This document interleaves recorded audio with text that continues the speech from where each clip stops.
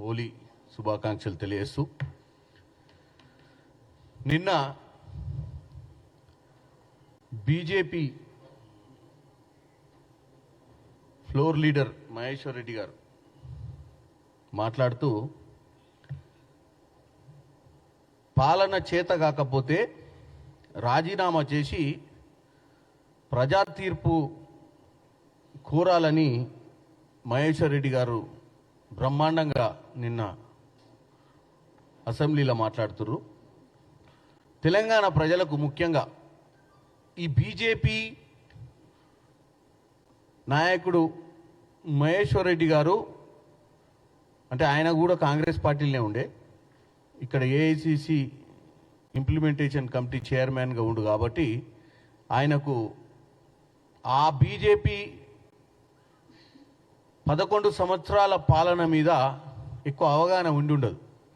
ఆయన బీజేపీలో ఉండు ఈరోజు బీజేపీలో మాట్లాడటానికి కారణం ఏంటంటే బీజేపీలలో గుర్తింపు అంటే కాంగ్రెస్ పార్టీల ఆయనకిచ్చినంత గుర్తింపును బీజేపీ పార్టీలో ఇవ్వకపోవడం, ఆ బీజేపీల గుర్తింపును తెచ్చుకునే ప్రయత్నంలో ఏదో మాట్లాడాలని చెప్పి ఈ 14 నెలల కాంగ్రెస్ పార్టీ పాలన అంటే ఈ 1 year 3 months పాలన మీద మాట్లాడి కొన్ని బ్రౌనీ పాయింట్స్ స్కోర్ చేయడానికి ప్రయత్నం చేస్తున్నట్టుగానైతే క్లియర్గా కనపడుతుంది.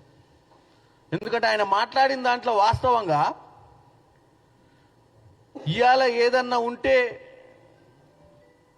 ప్రజా తీర్పును గౌరవించి చిత్తశుద్ధి లేని పాలన చేస్తున్నది బీజేపీ. మహేశ్వర్ రెడ్డి గారు మీరు చెప్పాలి, 2014లో బీజేపీ అధికారంలోకి వచ్చినప్పుడు సంవత్సరానికి 2 కోట్ల ఉద్యోగాలు ఇస్తా అని చెప్పింది. అంటే ఇప్పటికి ఎన్ని ఉద్యోగాలు ఇవ్వాలి? 22 కోట్ల ఉద్యోగాలు ఇవ్వాలి. ఏ లెక్కన చూసినా మన తెలంగాణ రాష్ట్రము ఉన్న జనాభా లెక్కల ప్రకారము 50 లక్షల ఉద్యోగాలు అయితే తెలంగాణకు రావాలి. సెంట్రల్ గవర్నమెంట్లో ఈ సంవత్సరానికి 2 కోట్ల ఉద్యోగాలు ఇస్తే 11 నెలల్లో 22 కోట్ల ఉద్యోగాలు ఇస్తే తెలంగాణకు వచ్చే అటువంటి షేరు 50 లక్షల.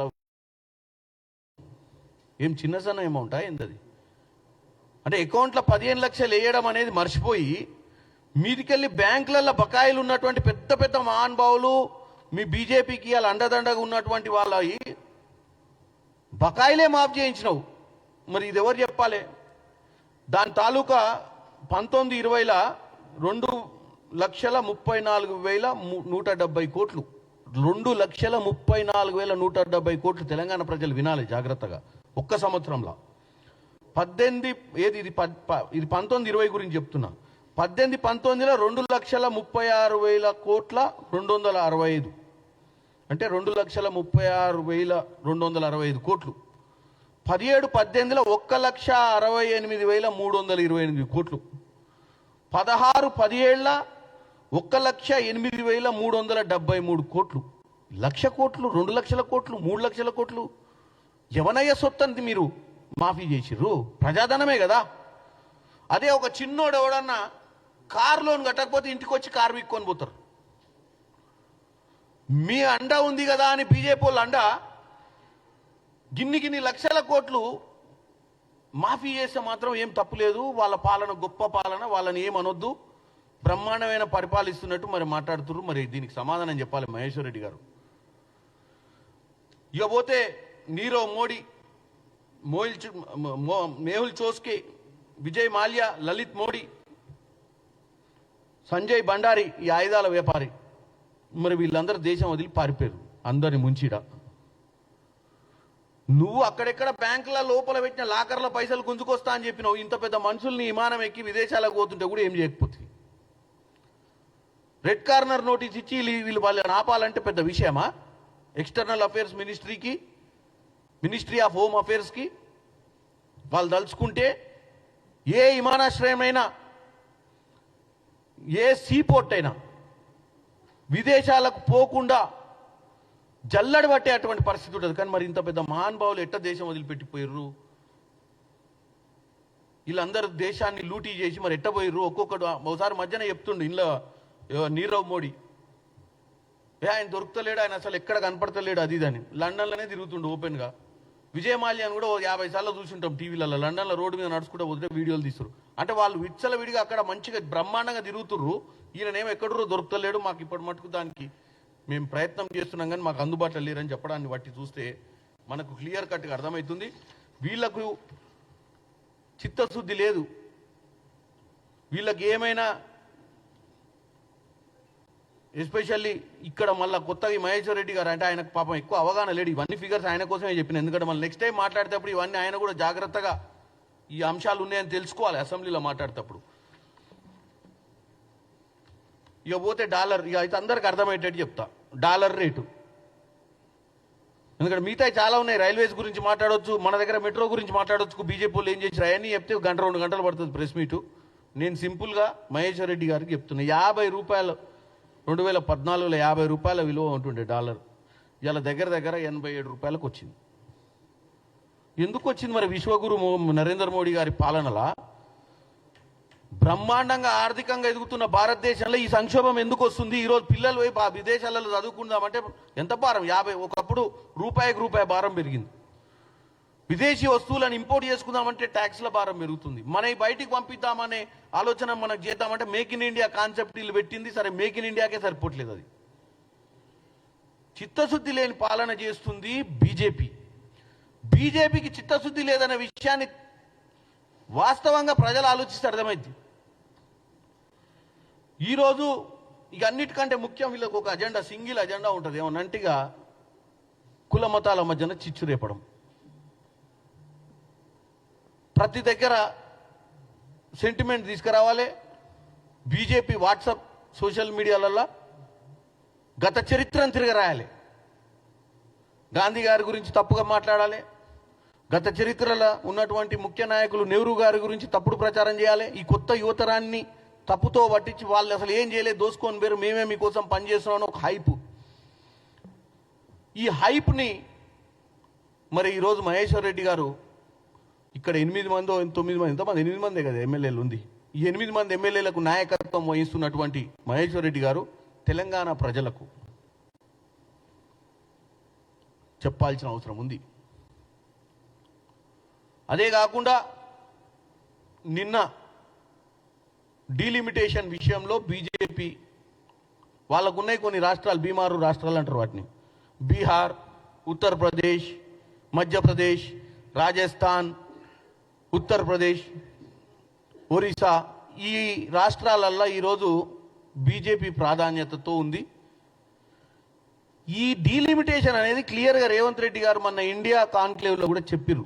భారతదేశంలో కూడా ఈరోజు అందరు ఏకీభవిస్తున్నారు, అన్ని రీజనల్ పార్టీస్. ఎందుకు? బీజేపీ 4వ సారి అధికారంలోకి రావాలంటే ప్రజలు అప్పటికి చైతన్యవంతులై బీజేపీని ఇప్పుడే 240కే కుదించిర్రు.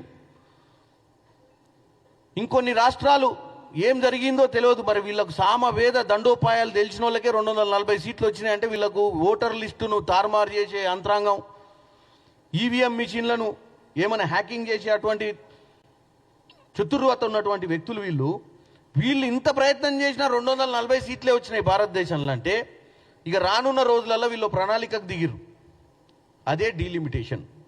డీలిమిటేషన్ అనేది కొత్త ఏం కాదు. తెలంగాణ ప్రజలకు డీలిమిటేషన్ గురించి తెలవాలి. డీలిమిటేషన్ అనేది 1953 మొట్టమొదటిసారిగా, 1962, 1972, 2002 4 సార్లు డీలిమిటేషన్ జరిగింది.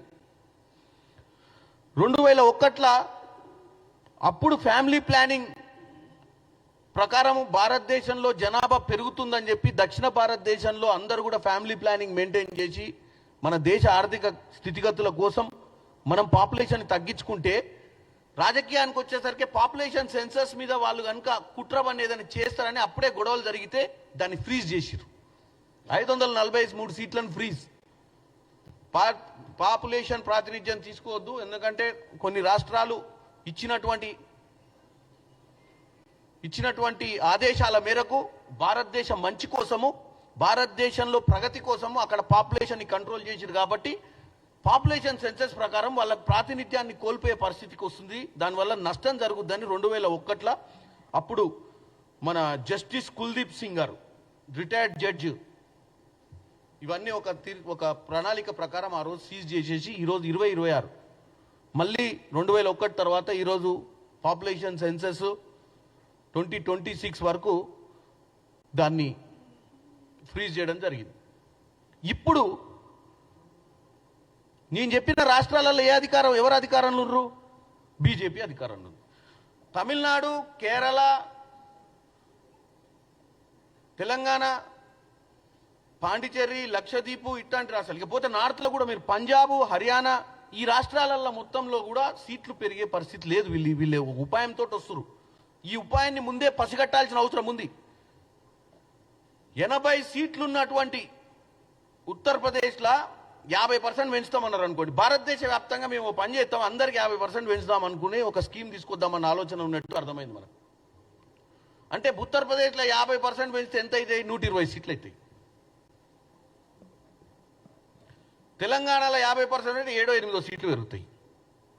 ఎక్కడైతే బీజేపీ పరిపాలిత రాష్ట్రాల గురించి నేను చెప్పినో అక్కడ పెరిగినప్పుడు 100 సీట్ల తేడా పెరుగుద్ది మనకు.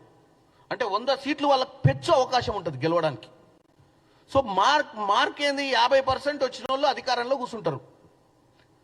ఈ రాష్ట్రాలలో జనాభా ప్రాతినిధ్యంలో వాళ్ళు పెంచుకుంటే ఆటోమేటిక్గా ఈ సౌత్ రాష్ట్రాలు ఎక్కడైతే బీజేపీ ప్రాతినిధ్యంలో ఆ రాష్ట్రాలల్లో రాజకీయంగా సీట్లు తగ్గడమే కాకుండా పార్లమెంట్లో రేపు 800 సీట్లు అయినా కానీ 400 సీట్లు వాళ్ళు అవలీలగా వాళ్ళకు ఉన్నటువంటి ఈ బీమారు రాష్ట్రాలలోనే కొట్టుకొని రావచ్చు. ఈ దక్షిణ భారతదేశంలో అటు పంజాబ్లో కూడా వాళ్ళ ఉనికి లేదు. అటువంటి అన్నీ కూడా దెబ్బపడే పరిస్థితి ఉంటుంది. దాంతో పర్మనెంట్గా బీజేపీ భారతదేశాన్ని ఏలుకోవాలని, ప్రతిపక్షాలను నిర్వీర్యం చేయాలని, రీజనల్ పార్టీలను నిర్వీర్యం చేయాలని ఒక ఆలోచనతోటి ముందుకు పోతున్నట్టుగా గమనించే ఈ నెల 22వ తారీఖు అఖిలపక్షం మీటింగ్ పెట్టడం జరిగింది. దీని విషయంలో రేవంత్ రెడ్డి గారిని కలిసిరు వాళ్ళు. నిన్న సాయంత్రం వచ్చి కేటీఆర్ గారిని కూడా కలిసిరు. సరే, కేటీఆర్ గారు బాగా సానుకూలంగా స్పందించారు. మా దగ్గర నుంచి ఒకరు పోవడం అనేది తప్పు లేదు, రాజకీయంగా అందరం కలిసి రావాల్సిన అవసరం ఇది. ఇక్కడ లోకల్ పార్టీని మళ్ళీ ఒక మాట అంటాడు ఆయన. మొన్ననే జానారెడ్డి గారు, పట్టి విక్రమార్క గారు లేఖ రిలీజ్ చేశారు. మేము కూడా అఖిలపక్షం అందరినీ కుసబెట్టి మాట్లాడతాం తెలంగాణలో. వాళ్లకు మర్యాద ఉంది, వాళ్ళు వచ్చి ఇన్వైట్ చేసి లోకల్ వాళ్ళకి మర్యాద లేదు, ఇప్పుడు మటుకు మాకేం చెప్పలేదని చెప్పి ఏదో రాజకీయం డైలాగ్ కొడతాడు. నేను ఒకటే చెప్తున్నా, కిషన్ రెడ్డి గారు మీరు కూడా దక్షిణ రాష్ట్రాల నుంచి తెలంగాణ రాష్ట్రానికి అధ్యక్షులుగా ఉర్రు. నేను చెప్పిన అంశాన్ని మీకు కూడా దక్షిణ రాష్ట్రాల ప్రాతినిధ్యం కోల్పోకుండా చూడాల్సిన అవసరం మీ మీద కూడా ఉంది. కాబట్టి మీరు కూడా తమిళనాడుకు రావాల్సిందిగా కోరుకుంటున్నాము. ఎందుకంటే మీరు బీజేపీలోనే ఉండొచ్చు, కానీ మీరుంది తెలంగాణ రాష్ట్రానికి అధ్యక్షునిగా. తెలంగాణ రాష్ట్ర ప్రజలు మిమ్మల్ని గెలిపించారు. తెలంగాణ రాష్ట్ర ప్రజల ఆకాంక్షనే మీ ఆకాంక్షగా ఉండాలి. బీజేపీ కుట్ర పంతుంది. బీజేపీ 11 ఏళ్ల పాలన గురించి కూడా చెప్పినా మీకు అందాదా? దీని గురించి మళ్ళీ అసెంబ్లీలో వాళ్ళు ఇటు బీఆర్ఎస్ వాళ్ళ పంచాయతీ ఒకటైతే బీజేపీ వాళ్ళ పంచాయతీ ఒకటి. వాళ్ళు చేయాల్సిన పని చేయకుండా కాంగ్రెస్ పార్టీని నెరవేర్చలేదు హామీలు. కాబట్టి చేత కాకపోతే పాలన వదిలేయమని చెప్పి ఒక చెత్త ఐడియా ఇస్తాడు ఆ మహానుభావుడు.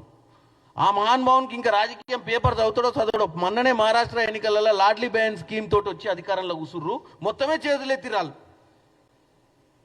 నెలకు 10,000 కోట్లు అవుతున్నాయి, మా దగ్గర డబ్బులు లేవు, ఇలా మేము ఇయ్యలేమని చెప్పి. అది ఒకసారి మరి తెలుసుకోవాల్సిన అవసరం ఉంది. మా దగ్గర డబ్బులు లేకున్నా, గత ప్రభుత్వం అప్పుల పాలు చేసినా ఒక చిత్తశుద్ధితోటి ఈరోజు ముందుకు పోతున్నాం. అది కూడా తెలంగాణ ప్రజలు వీళ్ళు ఎవ్వరు చెప్పినా వినొద్దని కోరుకుంటున్నా. మీరు ఇచ్చింది 5 ఏళ్ళ అధికారంలో ప్రతిరోజు ఏదో ఒక విధంగా మేము ముందుకు పోతుంటే ప్రభుత్వానికి ఖజానాకి ఏమైనా డబ్బు వస్తుంది అనగానే ఆ డబ్బు ఆపే విధంగా ప్రక్రియ తీసుకుంటారు ఈ బీఆర్ఎస్ వాళ్ళు. ఎందుకంటే ఒకవేళ ఖజానాకి ఏదైనా డబ్బు వచ్చే మంచి పని రేవంత్ రెడ్డి గారు ఎల్ఆర్ఎస్ తీసుకొచ్చినా, బీఆర్ఎస్ తీసుకొచ్చినా, ఎక్కడన్నా ప్రభుత్వ భూముల్ని ఆర్థికంగా మనకు అవసరం వస్తాయి కంపెనీలు పెట్టుకుంటారని చెప్పి కంపెనీలకు ఇస్తున్నా, ఆక్షన్ వేలం వీళ్ళు గతంలో ఎన్నోసార్లు చేసిరు. ఇప్పుడు ఎక్కడన్నా ఉన్న భూములు గతంలో ఆధీనంలుండి ఎవరైనా కబ్జాలకు గురైన భూముల్ని కూడా రిలీజ్ చేయించి మరీ తెలంగాణ ఆదాయాన్ని పెంచే ప్రక్రియ చేస్తే వీళ్ళు దాన్ని రాజకీయం చేస్తుర్రు. ఎందుకు చేస్తుర్రు రాజకీయము? వీళ్ళకు ప్రజల మీద చిత్తశుద్ధే లేదు.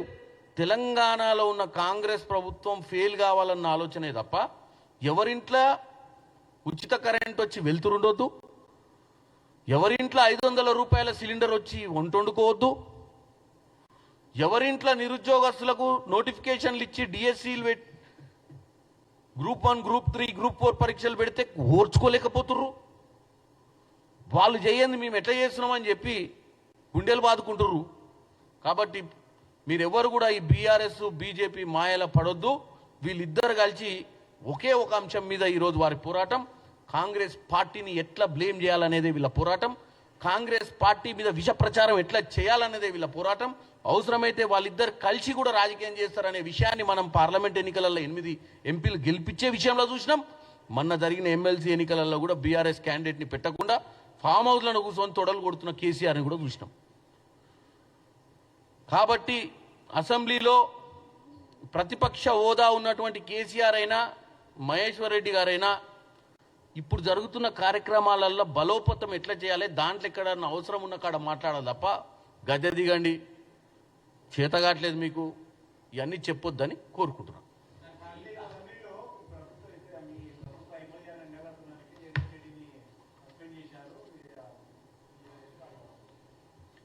ఇక జగదీష్ రెడ్డి గారి విషయం చెప్తే చాలా బాధాకరమైన విషయం. ఎందుకంటే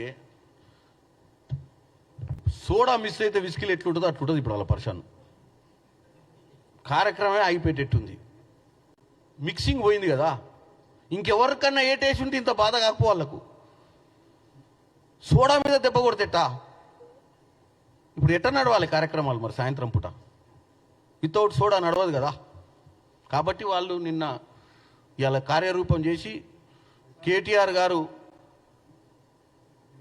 ఆమరణ నిరాహార దీక్ష చేస్తారని చెప్పి వాళ్ళు అంటుర్రు. దాని విషయంలో చెప్పిన ఏందండి కేటీఆర్ గారు అంత సీరియస్ ఎందుకు తీసుకురు? మీరు ఆమరణ నిరాహార దీక్ష చేయాల్సినంత అవసరం ఉందా? గతంలో మీరు ఏ రోజన్నా దళితులకు విలువనిచ్చిర్రా? ఆ చైర్ల దళితుడు కూసుడు కాబట్టి ఆ చైర్ని అవమానించినట్టు మాట్లాడిర్రు. మీ నాయన ఒకప్పుడు ముఖ్యమంత్రి అసలు మాకు నేను కాపల కుక్కలాంటి తెలంగాణ తెచ్చుడే తప్ప నాకెందుకు అధికారము, మంచి దళితుని చూసి సీఎంని చేస్తా అని చెప్పినటువంటి గొప్ప మాటకారి. చేయక అప్పుడు డిప్యూటీ సీఎంని చేస్తే 4 నెలలు 3 నెలల తర్వాత ఉడబిక్కిరు. ఎందుకు ఉడబిక్కిరో తెలియదు. ఏదో చేసిండు తప్పు అని చెప్పి ఇప్పటి మటుకు ఆ తప్పుని ఎప్పుడు కూడా ఓపెన్ చేసి చెప్పలే. అప్పుడు రాజయ్య గారు ఏం తప్పు చేసిరో తెలియదు, ఆయన తీసి బయట ఇచ్చిరేసారు. ఎన్నోసార్లు దళితులకు అవమానాలు చేసిరు తప్ప వాళ్ళు దళితుల్ని ఏ రోజు కూడా దళితుల మీద వాళ్ళకు భక్తి లేదు, దళితులు అంటే వాళ్ళకు మర్యాద లేదు. ఇక రాజ్యాంగాన్ని రాసిన అంబేద్కర్ విగ్రహం దగ్గర పోయి వీళ్ళు మళ్ళీ నిరసనలు తెలియజేయడం. నిన్న వీళ్ళు చేసేదే దళిత వ్యతిరేకి. వెనుకబడ్డ వర్గాల కోసం చేసిన రాజ్యాంగాన్ని రాసినటువంటి అంబేద్కర్ దగ్గర పోయి ఏం చెప్పుకుంటారు? ఆయన పరిశాన్ అవుతున్నారు పైన కూర్చొని వీళ్ళని చూసి, ఇదేంది చేసే పాపాలు చేసి నా దగ్గర కూర్చొని లబోదిపో మొత్తుకుంటారు ఏందని.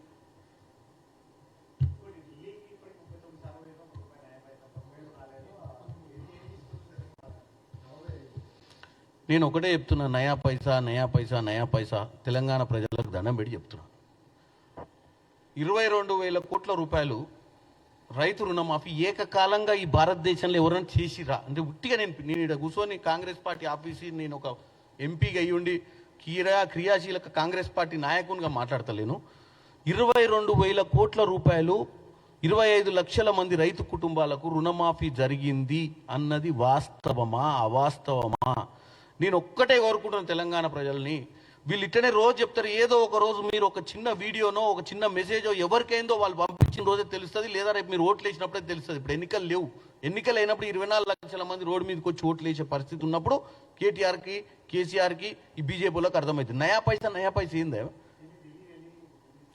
ఢిల్లీ వెళ్ళి తీసుకొస్తామని చెప్పి అన్ని కమిట్మెంట్లు ఇస్తే వీళ్ళు రోజుకి మన కిషన్ రెడ్డిని పట్టుకొని పిసుకుతురు కదా. ఎట్టి పరిస్థితులు వాళ్ళకి రానియకు, వాళ్ళకి ఇయ్యగాలి ఎక్కువ తక్కువ ఇస్తే మళ్ళీ అసలే వాళ్ళు రింగ్ రోడ్ అయితే మనం ఆగమైపోతాం. 666 వాళ్ళు మళ్ళీ మూసి ప్రక్షాళన చేస్తే మనం ఆగమైపోతాం. నువ్వు నేను చేతగానే వాళ్ళం అనుకుంటారు తెలంగాణ ప్రజలు. నువ్వు ఎట్టబడి వాళ్ళ కాళ్ళ కర్రలేయి. రేవంత్ రెడ్డి గారు ఎంత ఉరుకుతుంటే నువ్వు ఎట్టనన్నా ముందు జంపు చేసి పోయి చెప్పిరా ఆడయ్యకు. ఇలా ఎందుకు కిషన్ రెడ్డి గురించి ఎందుకు మాట్లాడుతున్నాం? మేమందరం నల్లికుట్ల వ్యవహారం చేస్తుండనే కదా. ఓ పక్కన వచ్చి డెవలప్మెంట్కి మేము వ్యతిరేకం కాదని ఇక్కడ కాకమ్మ కబూర్లు చెప్తుండు. ఆడ పోతే మంత్రులు ఎంత మంచిగా స్పందిస్తున్నారంటే డెఫినెట్గా మాకు తెలంగాణ కూడా డెవలప్ కావాలి, తెలంగాణ మంచి రాష్ట్రము, తెలంగాణ హైదరాబాద్లో హైదరాబాద్కు చాలా మంచి బెనిఫిట్స్ ఉన్నాయి, మేము మీకు సహకరిస్తామని చెప్పి రైల్వే శాఖ మంత్రి గడ్కరీ గారు, అక్కడ పోతే ధర్మాన్ ప్రధాన్ గారు, ఎడ్యుకేషన్ మినిస్టరు అందరూ సానుకూలంగా స్పందిస్తున్నారు. ఈవెన్ నరేంద్ర మోడీ గారు కూడా స్పందిస్తున్నారు. మరి ఎవరు పోయి మేము ఇటు హైదరాబాద్ మేము ఇటు రాగానే వాళ్ళు, ఎందుకంటే ఎట్లాగో సెంట్రల్ మినిస్టర్ 24 గంటలు అన్నీ ఉంటాడు, మేము కలిసిపోగానే మరి ఏం కుట్ర బంతుండో ఏమో. ఇక ఈయన కుట్ర బంతారు, వీళ్ళు వచ్చి ఒక్క నయా పైసలు ఇస్తలేరని పాట పాడతారు. అందుకే కదా మేము రోజు పార్లమెంట్లో నిన్న కూడా మాట్లాడినా, మీరు చూసి 200 కోట్లు పెట్టి మేము ఇక్కడ ఇంటిగ్రేటెడ్ స్కూల్ కడుతున్నాం, మీరు ఆ టింకరింగ్ ల్యాబ్స్ మాకు ఇవ్వమని చెప్పింది ఎందుకు? ప్రతి విషయం నేను పార్లమెంట్లో మాట్లాడుతున్నాను. తెలంగాణలో ఏం చేద్దాం అనుకుంటున్నాం? ఉచిత విద్య కదా.